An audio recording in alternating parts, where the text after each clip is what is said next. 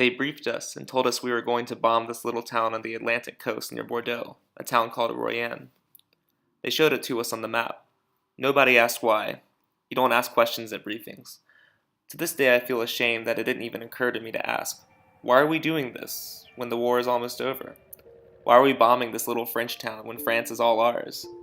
There were a few thousand German soldiers holed up near this town, waiting for the war to end, not doing anything, not bothering anybody. But we were going to destroy them. So 1,200 heavy bombers were sent over. I didn't know how many bombers were sent. All I knew was my squadron of 12 bombers were going over. I could see other squadrons. It wasn't until later, when I did research into it after the war, that I realized that it was 1,200 heavy bombers going against 2,000 or 3,000 German soldiers. But they told us in the briefing, you're going to carry a different type of bomb in the bomb day. Not the usual demolition bomb. You're going to carry canisters, long cylinders of jellied gasoline. It didn't mean anything to us, except we knew jellied gasoline would ignite. It was napalm. It was only after the war I began to think about that raid and did some research and visited Royan.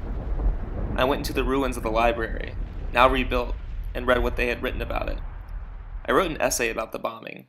It epitomized the stupidity of modern warfare and how the momentum of military machines carries armies on to do the most atrocious things that any rational person sitting down for 5 minutes and thinking about it would stop immediately. So we destroyed the town. The German soldiers, the French also were there.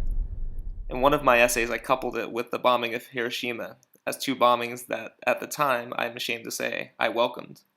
With Royan, it wasn't that I welcomed it, I was just doing it.